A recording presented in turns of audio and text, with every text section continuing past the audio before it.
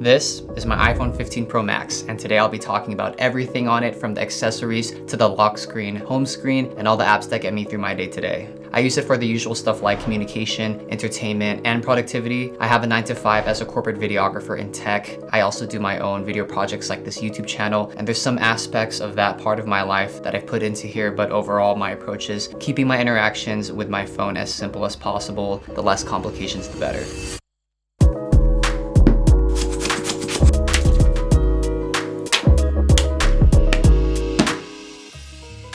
Alright, starting off with accessories, we've got my case, which is an ultra thin and clear MagSafe case from Kadab. There aren't many clear cases that are like this, and I've bought a lot of clear MagSafe cases from ESR to Taurus and a bunch of other brands. So far, this is the one that fits my preference the most, it being very thin on the sides while still being made of very high quality materials. I prefer my cases to be clear and thin to showcase the phone's original design as much as possible while still having some protection. One thing though, while it's thin on the sides, it's actually pretty thick on the back, which is fine with me because I feel the sides the most when I'm holding it. It's marketed to handle drops up to 6 feet because of the materials, and I'm guessing that thicker back helps with that. I haven't done any drop tests, but I've had a few accidental waist-high drops on concrete and wooden flooring, and I haven't had any issues so far in the few months that I've had this case, which is great because I just want enough protection from the usual scuffs and scratches. So going back to looks, I actually got my Pro Max in white titanium because the MagSafe imprint on the case doesn't contrast as much as the other colors like black, blue, or even natural titanium. I like the look of natural titanium the most, but only when it's caseless. I'm not sure why, but clear cases just make it lose its luster compared to the white titanium. And on its own, white titanium is still a really nice color. It stands out the most, but the shade of white isn't overly flashy and blends in pretty well with a lot of my own accessories. Along with the case, I also put a screen protector to get full protection of the phone. So the next set of accessories, I actually don't have them on me at this moment, but I will put B-roll of it. First up is the everyday carry sling that I keep my phone in whenever I'm out. This is the Timbuktu Vapor Crossbody. I have an entire video on this bag that I did last year. It's one of my most popular videos, so if you've watched it before and were wondering about it, I still use the bag to this day and it's still going strong. If I'm not putting my phone in my pocket when I'm out, then it's definitely going in there. The bag also has another accessory that I use with my phone a lot, and it's the 5000 milliamp Anker battery bank that can also be plugged into the wall. This is what I use to charge my phone on the go, but when I'm at home, I dock it on my Anker 2-in-1 charger. I featured this in my desk setup video a while back, so yeah, I'm still using it and it's still going strong, just like my sling bag. I've got my audio accessories, which are my AirPods Pro, which I tend to use for short periods of time like at the gym, and the Bang & Olufsen H95, which I use for longer periods of time like at a cafe doing work. The last accessory is a bit of a bonus one because I only use it when I travel. It's this clip-on phone holder from Paralogics. It's what I use to clip my phone to the tray area of a plane so I could watch my own downloaded content as opposed to the in-flight media. So getting started on the actual phone setup itself, we've got the lock screen, super simple. It's just a picture of New York that I took a while back. And the setup is pretty simple. It's just the date, time, weather, and battery indicator of the phone itself or whatever items that I have paired to it, like the AirPods. Actually, it's showing up right there, and maybe my other headphones if I have it connected to it. So for the home screen, I have a very plain black background, and that's just me taking notes from this one iPhone battery conservation video that I watched a while back. I'm not sure if doing this actually saves a significant amount of battery, but regardless, a plain black background is the least distracting thing that I could think of, so that is still a plus for me. It would be nice to have the actual app logos and widgets be in some sort of uniform dark theme, but I didn't want to take the customization that far because it's a bit of a hassle to figure out and maintain, and if everything was in uniform, it might be a little harder for me to quickly differentiate between the apps. Speaking of which, the first app on my home screen is Google Calendar in the form of a square widget. It gives me a visual of the date and day of the week, which is what I care about the most, but it also has enough space to show the earliest event of the day. I have my work email linked to it, so it's my meetings that tend to show up there. I'm gonna skip down to the other widget down here, which is the weather app, to give me a snapshot of the weather for that day. I like that both widgets are the smaller square version because they're equal in size. They take the least amount of space, but it still shows just enough information at a glance. Like, I don't necessarily need the entire month view of the larger Google Calendar widget, for example, because if I wanted to get that granular with the information, I could just tap into the app. In terms of layout, I like to have it this way to split up the rest of the apps and not make it look all jumbled up. Like if I were to put the weather widget up here, it just looks like this giant block. So this is just a lot easier for me to see. And because I usually hold my phone with my left hand, I still have access to the apps closest to my thumb. And for apps, we're going to start at the top with Notion. I mostly use it on my iPad and laptop for typing up scripts, managing my content workflow and freelance projects, but I'll sometimes use the phone app to do the same thing in a pinch. Aside from that, I mostly use it to copy my already typed out scripts so that I could paste it to a teleprompter app for recording YouTube videos like this. That teleprompter app I'll talk more about later on.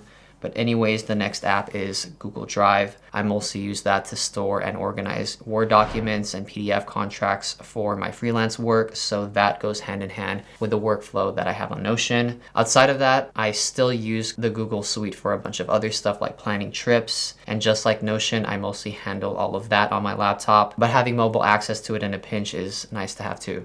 Next is Amazon for shopping and for pulling out the QR code when I'm returning stuff. Yelp is for finding places to eat near me and snaking our way down. We've got YouTube, and yes, I'm a very high consumer of it, not just as a creator. I actually don't have the main social media apps on my home screen like Instagram, and I think that doing that really helps with not being so sucked into social media and doom scrolling on short form content. It doesn't make YouTube a proper solution, but putting attention to long form content is a lot better for my sanity, to be honest with you guys, than short form content. Like I don't even use YouTube Shorts, so I just go on the long form stuff. On to the first folder, which I call Essentials.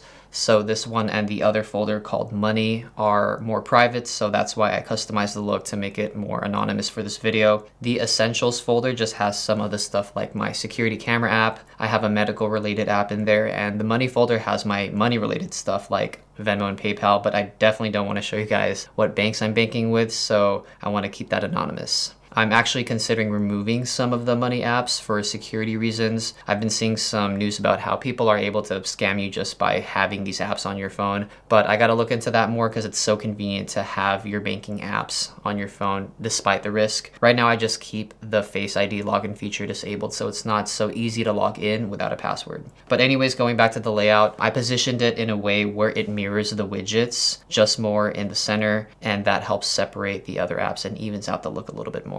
The next two apps are Netflix and Prime Video. I mostly use those on a TV obviously, but if I'm on the go, especially when I'm traveling, then I use the app versions a lot. Then there's YouTube Music. I used to be a Spotify user, but ever since I got YouTube Premium, I didn't really see a need for it anymore because Premium came with music. Spotify also came with Hulu, but I never really used it much. I like the experience on Spotify more, but I mostly listen to music when I'm driving or working out, so any basic music player would have worked for me. And honestly, the overall experience on YouTube Music isn't that far off from Spotify. It has similar features like downloadable music, but one big advantage is that you can get audio playback for pretty much anything on YouTube, so there's more access to things like music covers. Aside from that, what really got me to get Premium is not having to worry about ads, and the background play feature in particular made the app experience really nice because you can have videos playing while using other apps or with your screen locked. Next up is Slack, and that I use specifically for my 9 to 5. Skipping over the money folder, we have the settings app, which is also very self-explanatory. I mentioned the battery saving video, and there's a lot of stuff in there that the creator mentioned to optimize battery life. Not all of them I was willing to implement, but I'm going to share 4 common settings. The first one is limiting the charge to 80%, and I think that's the most aggressive thing that you can do to give longevity to the overall health of the battery life. The Pro Max level of battery life is already good for my needs. I'm not doing anything that's super draining to the battery on a day-to-day basis, so most of the time, 80 is good enough for me. I've been doing this setting for the entire lifetime that I've had this phone, which is almost a year, and we're at maximum capacity of 100%, which I think is really good. Another thing is being selective on which apps give notifications and which apps get background app refresh. I think the default for any app is having all of those functions on, so if you're able to limit even half of your apps, that'll help a lot with battery and with less distractions too, not being bombarded with a bunch of notifications. After cleaning through all of my apps, I think only 10% of them were left with notifications and background app refresh turned on because I use them a lot. Last setting is turning off the always on display. When I got my 15 Pro Max, I was coming from the 12 Pro Max, so I thought this new feature would be cool to have, but I actually found it really distracting, and I always had this reflex of hitting the lock button multiple times and feeling really weird that my screen wouldn't go completely black. So I turned it off because of that, but it also helps on saving battery too. Next app is Maps, FaceTime, and Photos. Those are self-explanatory. Next to that is Notes. I use the Notes app for jotting down notes and making quick to-do lists. It's more sporadic interactions, while something like Notion is more for organized and intentional needs like personal projects. The dock has the phone, messages, and Gmail apps. Also self-explanatory, same with Brave. You gotta have a browser, and Brave is the one that I use on desktop because of its security features, while still being as snappy as the regular Chrome browser, and I figured that I'd have some continuity by using the same browser on mobile too. So that covers the main home screen. If I swipe to the left, I don't really have much here for widgets aside from the battery level icon for the phone and my AirPods, and below that there's a slightly larger Google Calendar widget. But I rarely navigate to this part of the phone, and I think that it makes the experience a little bit simpler, not needing to worry about that. So swiping over to the right, there's a couple more folders, and these are grouped here because they cover a more specific utility. The first folder is called Video, and that has all of my video related apps, most of which are for pairing with my gear. The first one is the Parrot app, and that's for the Parrot Padcaster teleprompter that I use for recording my YouTube videos. Next up is the Nan Link app for my Nan lights. That's the brand of lights that I use for a majority of my lighting gear. In my last video, I talked a lot about them for my YouTube setup, but it's mainly used for higher end productions like corporate interviews, which is a part of my 9 to 5. Next app is the Imaging Edge app by Sony. That's what I use to connect to my Sony cameras, specifically the FX3, because the Creators app I use to connect to my A7C2. Don't know why there's like a difference there, but I imagine that the Imaging Edge app is more of a professional grade connector, while the Creators app is a little bit more for casual stuff, you know, like the A7C2. It's marketed to be that. Next to that is the DJI Go 4 app, which I use to connect to my drone, the Mavic 2 Pro. Then there's the Ronin app, which I use to connect to my Ronin RS2 gimbal. And last is Take One. I've used it a couple times. Most of the productions that I do are pretty lean, so having an actual slate isn't necessary. And sometimes I just clap my hands to sync audio, but this is nice to have as an option too. The travel folder has obviously my travel related apps like Uber and Airbnb. This folder will change pretty often depending on my travels, especially if it's international, because some countries need separate apps for things like navigation or even providing a specific kind of documentation to get in the country. Last up is the Smart folder, and it just has apps that pair with other devices that I have, like my Amazon Echo or my Smart Plug and stuff like that. And that is literally everything on my phone. I kept things pretty simple, and having a single home screen for 90% of my usage really helps to simplify the experience with my phone for my day-to-day activities, while still having quick access to more utility items when I'm doing more complex things like filming. In the past, I've tried adding different focus modes and building entire workflows for every aspect of my life in the hopes that I'd supercharge my productivity, but it ended up just being overwhelming, and I always came back to just one home screen. Just because modern day phones can do so much doesn't mean that every feature needs to be utilized. I find that a bare bones setup works best, and finding the time to reflect on what's really needed helps a lot to weed out any unnecessary distractions. But anyways, thanks so much for watching. Let me know if you have any questions in the comments below, and I'll see you guys on the next one.